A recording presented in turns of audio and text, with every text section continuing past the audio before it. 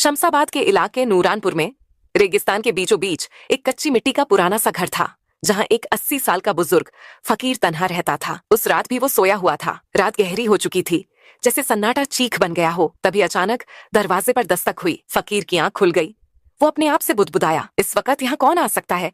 और इस वीराने में तो आज तक कोई नहीं आया। मगर फिर दरवाजा जोर जोर से बजने लगा। फकीर बिस्तर से उठा और जैसे ही दरवाजा खोला, बाहर का मंजर देखकर वो हक्का बक्का रह गया। दरवाजे पर 2 जवान और बेहद खूबसूरत लड़कियां खड़ी थीं। जैसे ही फकीर ने उन्हें देखा, दिल में अजीब सी खिंचाव सी महसूस हुई। वो उन्हें देखता ही रह गया। निगाहें हटाना मुश्किल हो गया। उसने उनकी तरफ देखते हुए पूछा, तुम कौन हो बेटियों? और इस वीराने में इस वक्त क्या कर रही हो? लड़कियों ने जवाब दिया, हम रास्ता भटक गई हैं। हम रोशनगढ़ की तरफ जा रही थीं, मगर रास्ता खो बैठी। अगर आप इजाजत दें तो हमें एक रात यहाँ रहने दीजिए। सुबह होते ही रवाना हो जाएंगे। फकीर उन्हें देखकर जैसे मदहोश सा हो गया था। वो बस इतना ही कह सका, आ जाओ अंदर। लड़कियां घर में दाखिल हुईं। फकीर ने उन्हें घर का एक कोना दिखाया और कहा, यहाँ सो जाओ बेटियों। दोनों वहीं लेट गईं और थोड़ी ही देर में नींद में खो गईं। रात के आखिरी पहर नाइला को यूं महसूस हुआ जैसे कोई उसके करीब खड़ा हो। उसने आंखें खोली तो देखा फकीर उसके पास झुका हुआ है और कुछ अजीब सी निगाहों से उसे देख रहा है। नाइला झटके से उठ बैठी, बोली, क्या हुआ? तुम यहाँ क्या कर रहे हो? फकीर ने जवाब दिया, कुछ नहीं, मुझे लगा शायद तुम्हें ठंड लग रही होगी तो चादर देने आया था। नाइला ने चादर तो ले ली, मगर गुस्से में ओढ़कर करवट ले ली। लेकिन फकीर वहां से हिला नहीं। देर तक उन्हीं दोनों को एक अलग सी ख्वाहिश भरी नजरों से देखता रहा। सुबह हुई। नाइला और मरियम ने शुक्रिया अदा किया और रवाना होने लगी तो फकीर ने उन्हें रोकते हुए कहा, कहाँ जा रही हो बेटियों?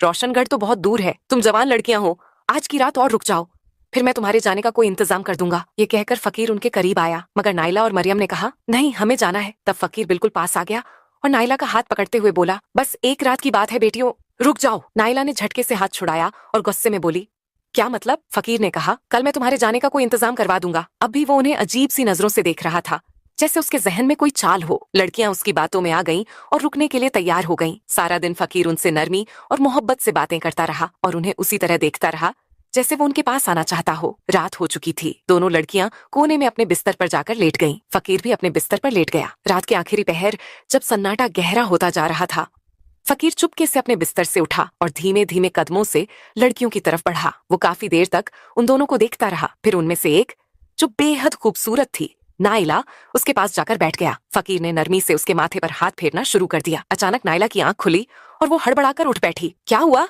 तुम यहाँ क्या कर रहे हो? उसने तैश में पूछा। फकीर उसकी आंखों में देखता रहा जैसे किसी ख्वाब में हो। फिर बोला, मैं तकिया देने आया था। तुम बिना सिरहाने के लेटी हो, तुम्हारी गर्दन में दर्द हो जाएगा। ये लो तकिया। नाइला ने तकिया लिया और नाराजगी से मुंह फेर लिया।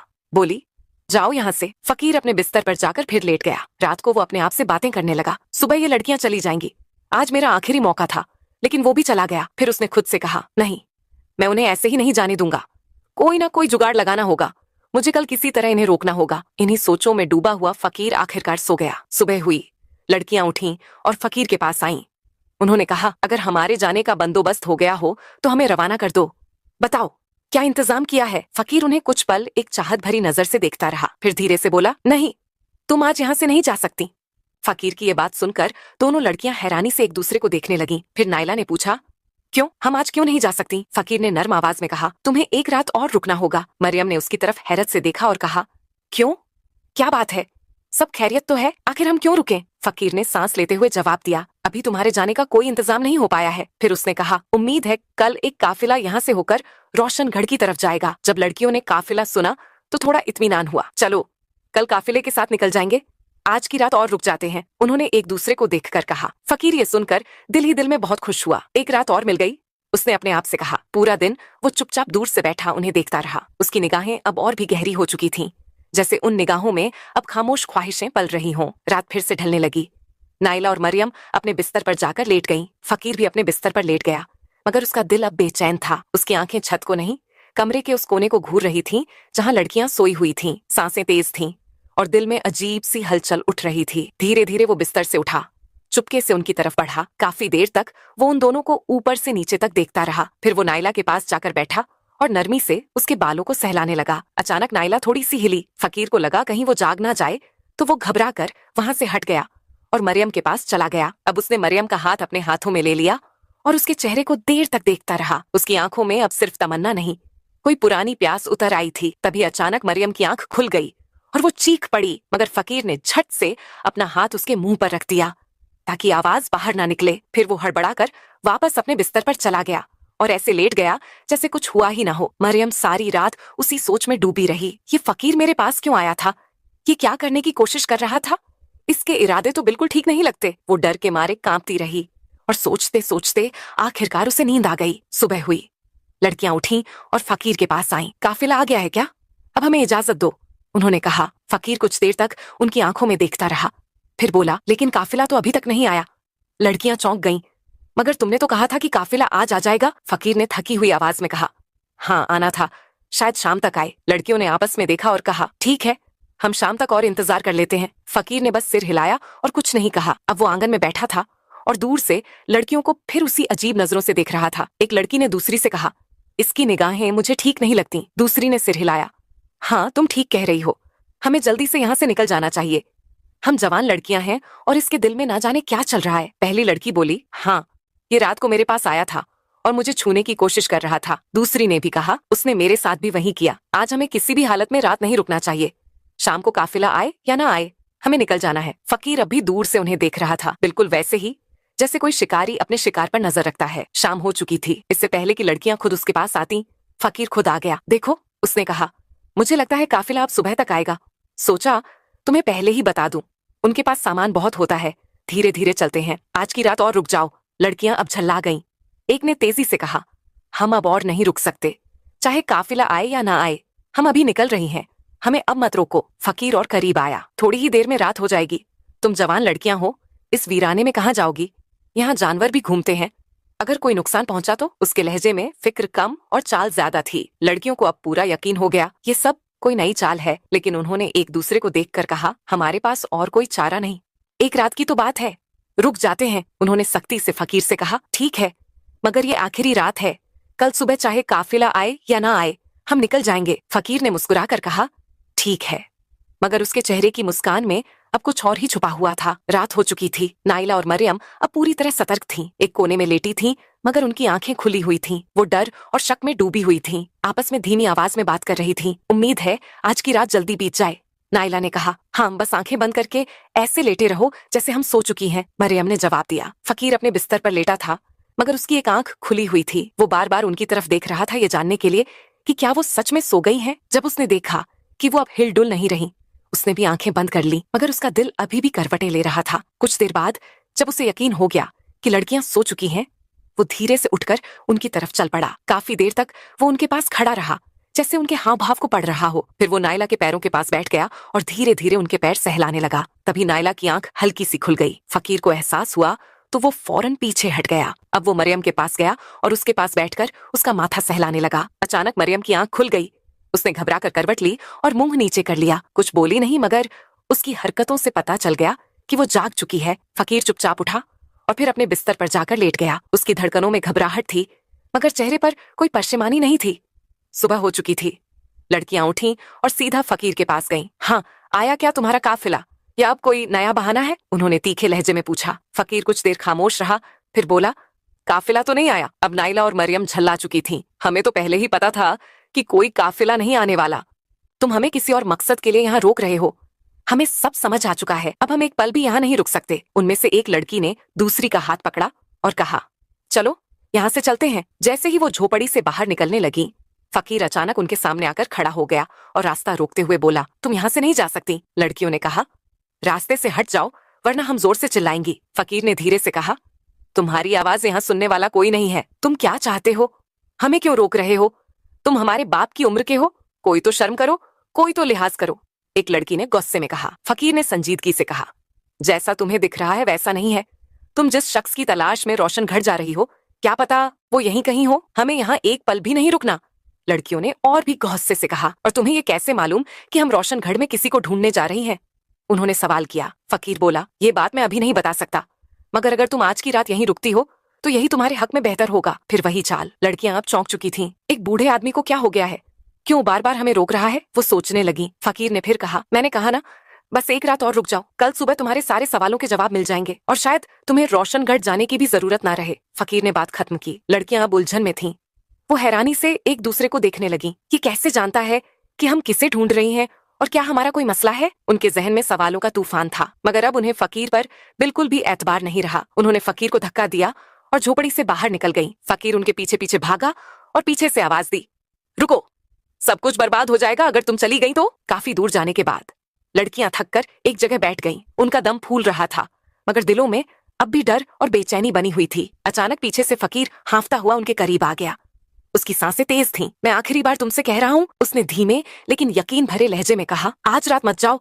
अगर आज की रात मेरे साथ इस घर में रुक गई तो शायद तुम्हें रोशनगढ़ जाने की जरूरत नहीं पड़ेगी। लड़कियों ने थके हुए लेकिन सख्त अंदाज में पूछा, अगर कोई बात है तो साफ साफ क्यों नहीं बताते? फकीर ने गहरी सांस ली और कहा, वो बात मैं अभी नहीं बता सकता। अगर मैंने अभी कह दी तो सब कुछ बर्बाद हो जाएगा, मगर मैं सिर्फ इतना बता सकता हूँ कि तुम दोनों अपने शौहर को तलाश करने निकली हो। ये सुनकर लड़कियां सन्न रह गईं। उनकी सांसें जैसे एक पल को थम गईं। हाँ, हम अपने शौहर को ढूंढ रही हैं। वो काफी वक्त से लापता है।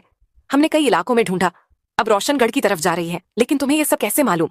उनमें से एक ने चौंक कर पूछा। फकीर ने बेहद संजीदगी से जवाब दिया, मुझे सब मालूम है, मगर तुम्हें मेरे साथ एक रात गुजारनी होगी, तभी मैं तुम्हारे सारे सवालों का जवाब दे सकूंगा। ये अजीब शर्त सुनकर लड़कियां घबरा गईं। उन्होंने एक दूसरे की तरफ देखा।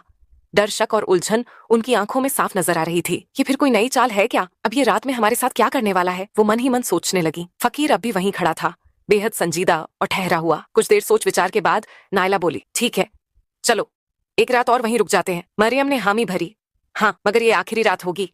इसके बाद अगर कोई बात हुई तो हम और कुछ नहीं सुनेंगे। ये सुनकर फकीर का चेहरा जैसे खुशी से खिल उठा। उसकी आंखों में अब चमक थी, जैसे कोई मंजिल करीब आ रही हो। ठीक है, उसने कहा। लड़कियां और फकीर अब वापस घर की तरफ चल पड़े। लड़की आगे आगे चल रही थी और फकीर उनके पीछे। उसकी चाल में अब उतावलापन नहीं था, बल्कि ठहराव था, मगर उसकी निगाहों में अब भी वही पुरानी हलचल थी। वो मन ही मन सोच रहा था, आज की रात कितनी मुश्किल से आई है और इस रात को मैं यूं ही नहीं जाने दूंगा। रात हो गई। लड़कियां जो अब बेहद सतर्क हो चुकी थीं, अपने बिस्तर पर लेटी रहीं, मगर उनकी आंखें खुली थीं। वो जाग रही थीं, आपस में धीमी आवाज में बात कर रही थीं और हर आहट पर चौकस थीं। फकीर अपने बिस्तर से उन्हें देखता रहा। जब रात का आखिरी पहर आया और उसे लगा कि अब नींद का असर हो रहा है, वो धीरे से उठा और नायला के पास जाकर बैठ गया। वो उसे बेहद प्यार भरी नजरों से देखता रहा, फिर उसका हाथ अपने सीने से लगा लिया। नायला ने एक झटके में हाथ छुड़ाया और गुस्से में मुंह फेर लिया। फकीर फिर उठा और मरियम के पास गया। उसके चेहरे को काफी देर तक देखता रहा, फिर उसके माथे पर एक नरम सा बोसा दिया। मरियम चौंकी, हड़बड़ाई और गुस्से में मुंह नीचे कर लिया। फकीर फिर चुपचाप उठकर अपने बिस्तर पर लौट गया। उसकी आंखों में कोई पछतावा नहीं था, बस एक इंतजार था जो अब अपने अंजाम के करीब था। सुबह की पहली किरण झोपड़ी की मिट्टी भरी दीवारों से छनकर अंदर आई। लड़कियां अब भी जागी हुई थीं।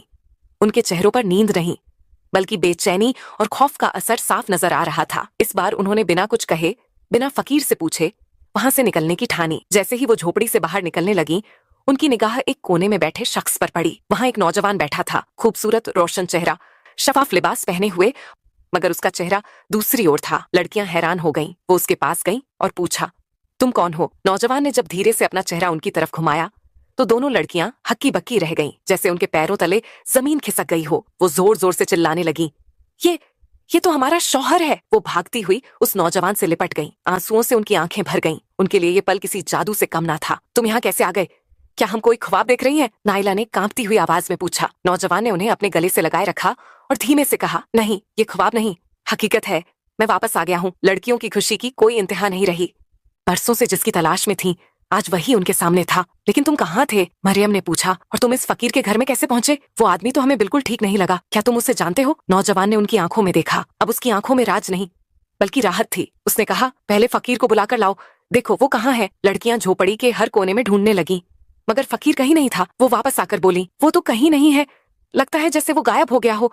कहाँ चला गया वो? नौजवान ने गहरी सांस ली। फकीर कहाँ गया ये तो अब तुम्हें खुद ही समझ आ जाएगा, लेकिन उससे पहले क्या तुम नहीं जानना चाहोगी कि मैं इतने साल कहाँ था? उसने ठहर कर पूछा। लड़कियां एक साथ बोली, हाँ, बताओ कहाँ थे तुम? अब कहानी का सबसे बड़ा राज सामने आने वाला था। नौजवान ने कहना शुरू किया, एक दिन मैं घर से बाहर बाजार की तरफ निकला था। रास्ते में मुझे एक बूढ़ा आदमी और एक बेहद हसीन लड़की मिली। बूढ़ा किसी फकीर जैसा लग रहा था और लड़की बहुत ही जवान और दिलकश थी। मैंने हंसी में लड़की से मजाक किया, तुमने इस बूढ़े से शादी क्यों की? तुम तो किसी जवान के साथ होनी चाहिए। मगर वो लड़की शायद कोई इल्म जानती थी। उसने मेरी तरफ देखा, कुछ पढ़ा और मुझ पर फूंक मारी। एक पल में मैं उसी बूढ़े फकीर जैसा हो गया।